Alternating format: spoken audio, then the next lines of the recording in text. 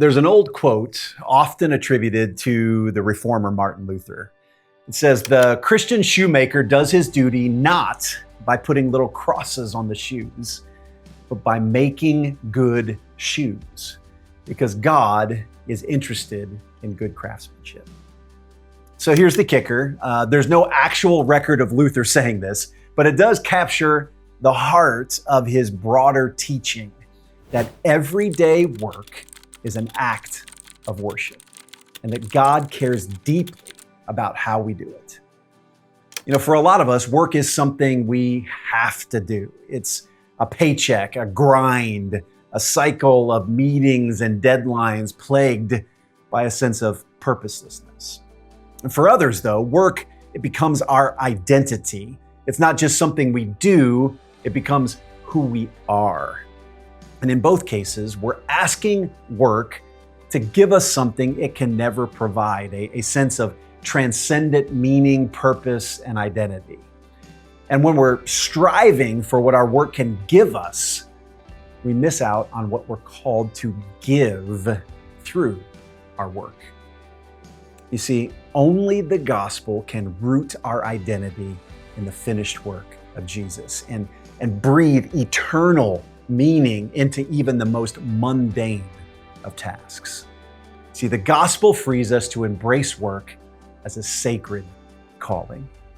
As Tim Keller put it in Every Good Endeavor, he said, "Work becomes a calling only if it's reimagined as a mission of service to something beyond merely our own interests." And see, the gospel redeems and resurrects all things, including our everyday work. You see, when we work from the finished work of Jesus, our day jobs can then become what I believe they were always meant to be, which is a daily opportunity to live out the Great Commandment. You see, Jesus said that all the law and the prophets could be summed up in two commands: to love the Lord your God with all your heart, with all your soul, with all your mind and strength, and to love your neighbor as yourself. You see, when the gospel frees us from our frantic need to make a name for ourselves, then our work, it stops being a means of self-fulfillment, and it can turn outward as an act of worship. So let's get real practical for a minute, all right? How can we worship God through our work? How about working with excellence? You know, not perfection for ego's sake, but craftsmanship that reflects our Genesis 1 and 2 calling to partner with God in His world and cultivating and adding value to His world. Or how about this? Working with honesty and integrity, you know, keeping promises, telling the truth in reports, honoring your word. These simple daily acts in the marketplace, they honor God. Or how about gratitude in the mundane? Thanking God for the ability to add value to His world, for the provision work provides for you and your family, and for the people He allows you to serve in your everyday work. Or how about this? Keeping a prayerful posture, praying over big decisions, asking for wisdom in tense moments, or saying you're sorry quickly when you blow it. I've had to do this more than a few times. Here's another one: being a redemptive presence, bringing peace into conflict, offering hope in discouragement, and finding joy in the ordinary aspects of everyday work. Or finally, being generous with the fruit of your work, using your income, your influence, and your skills to make Jesus known.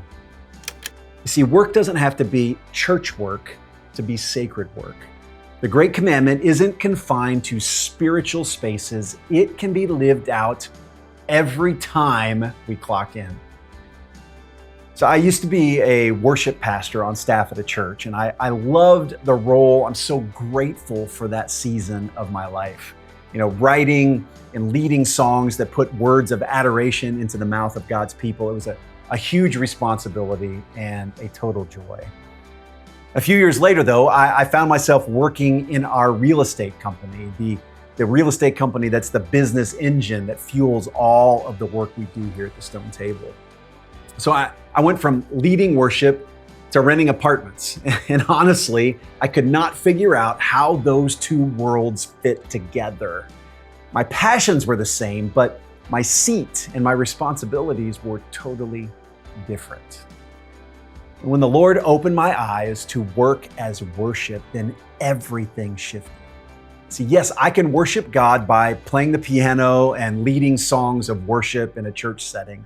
But see, I can also worship Him by providing high quality, affordable housing for people who need it. And the same is true for you and your job as well. See, we can fulfill the Great Commandment, loving the Lord with all our heart, mind, and soul through our everyday work. So will you worship with me from the marketplace this week?